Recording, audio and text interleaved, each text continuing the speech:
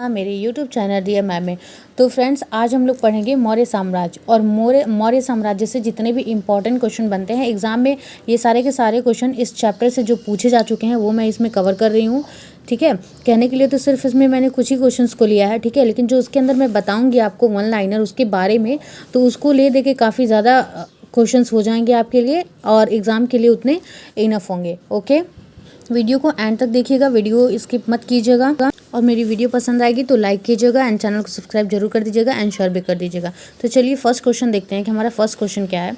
तो सबसे पहला क्वेश्चन है हमारा कि अशोक किस राजवंश के राजा थे। ठीक है, मोस्ट इंपॉर्टेंट क्वेश्चन आपसे पूछ सकता है कि जो अशोक थे वो किस राजवंश के राजा थे। आपके पास 4 ऑप्शन दिया हुआ है। पहला है प्रद्योत, दूसरा हर्यक, तीसरा है मौर्य वंश या फिर चौथा है नंद वंश। तो आपको बताना है, आप अपना आंसर कमेंट बॉक्स में लिख सकते हैं। अगर आपको आंसर पता है तो वीडियो स्किप करके लिख दीजिए कमेंट बॉक्स में।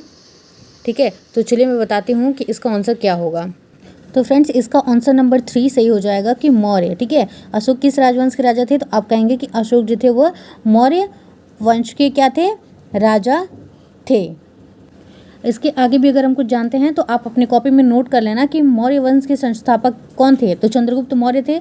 चंद्रगुप्त मौर्य ने चाणक्य की सहायता से अंतिम नंद वंशीय शासक घनानंद को पराजित किया तथा 322 ईस्वी पूर्व में मगध के सिंहासन पर आसन हुए। ठीक है, और बात कर लेते हैं अगर हर्यक वंश में, तो हर्यक राजवंश के राजाओं में क्रमशः कौन कौन थे, तो इसमें बिंबिसार, अजातशत्रु तथा कौन, उदयन हुए। ठीक है, बात कर लेते हैं अगर नंद वंश की, तो नंद वंश की स्थापना किसने की थी, महापद्म नंद ने की थी। ठीक है, चलिए इसी के साथ अपना नेक्स्ट क्वेश्चन देखते हैं। ये है कि यूनानी राजदूत मेगास्थनीज इनमें से किस शासक के दरबार में था। ठीक है, ऑप्शन आपके पास हैं। पहला अशोक, दूसरा चंद्रगुप्त, तीसरा है बिंदुसार और चौथा है चाणक्य।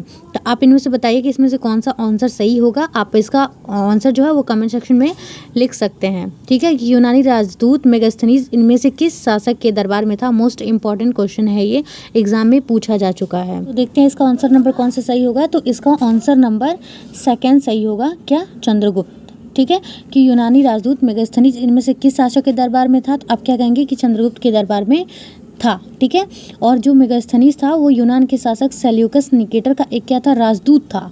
ठीक है, क्या था, तो राजदूत था। और जो चंद्रगुप्त मौर्य तथा सेल्यूकस के मध्य हुई संधि के परिणाम स्वरूप चंद्रगुप्त मौर्य के दरबार में आया था। ठीक है, इस बात को आप याद कर लेना कि एक संधि हुई थी जिसके स्वरूप वो क्या था, चंद्रगुप्त मौर्य के दरबार में आया था। नेक्स्ट एंड तीसरा क्वेश्चन है हमारा, मोस्ट इंपॉर्टेंट, क्या है, मौर्य वंश के बाद निम्नलिखित में से किसने मगध पर शासन किया। ठीक है, क्या है, मौर्य वंश के बाद निम्नलिखित में से किसने मगध पर शासन किया। काफ़ी ज़्यादा इंपॉर्टेंट क्वेश्चन है, ये भी एग्जाम में पूछा जा चुका है।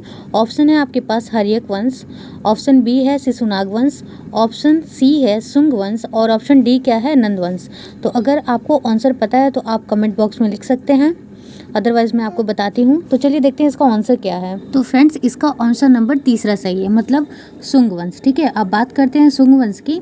तो शुंग वंश की स्थापना की अगर बात करते हैं तो शुंग वंश की स्थापना मौर्य सेनापति पुष्यमित्र शुंग ने की थी। किसने की थी, पुष्यमित्र शुंग ने की थी। ठीक है, नेक्स्ट क्वेश्चन देख लेते हैं हमारा, ये भी काफ़ी ज़्यादा इंपॉर्टेंट है, कई बार एग्जाम में पूछ चुका है आपसे कि मौर्य साम्राज्य की राजधानी कहाँ स्थित थी। क्या है, मौर्य साम्राज्य की राजधानी कहाँ स्थित थी। ऑप्शन है आपके पास पाटलिपुत्र, वैशाली, लुम्बिनी अथवा गया। ठीक है, तो आप जल्दी से अपना आंसर कमेंट बॉक्स में लिख दीजिए कि कौन सा ऑप्शन नंबर सही है। चलिए मैं बताती हूँ कि मौर्य साम्राज्य की राजधानी कहाँ पर स्थित थी। तो फ्रेंड्स, इसका ऑप्शन नंबर 1 सही हो जाएगा, पाटलिपुत्र। ठीक है, नेक्स्ट पॉइंट है, आधुनिक पटना का ही प्राचीन नाम क्या था, पाटलिपुत्र था। ठीक है, और पाटलिपुत्र मौर्यकालीन भारत का सबसे बड़ा नगर भी था। ठीक है, तो आपको 2 पॉइंट यहाँ से याद रखने हैं। ठीक है, 3 पॉइंट, पहला क्या है, मौर्य साम्राज्य की राजधानी क्या थी, पाटलिपुत्र थी। ठीक है, और क्या, आधुनिक पटना का ही प्राचीन नाम क्या था, पाटलिपुत्र था। ठीक है, और पाटलिपुत्र मौर्यकालीन भारत का सबसे बड़ा नगर भी था। ठीक है, तो ये पॉइंट्स आपको याद हो गए होंगे, अपने कॉपी में नोट्स कर लिया होगा। चलिए देखते हैं नेक्स्ट क्वेश्चन क्या है हमारा, कि ये क्वेश्चन नंबर 5 है, यहाँ पे 4 गलती से लिखा गया है। तो अशोक के शिलालेख पर किस लिपि का प्रयोग किया गया था? मोस्ट इंपॉर्टेंट क्वेश्चन, अशोक के शिलालेख पर किस लिपि का प्रयोग किया गया था?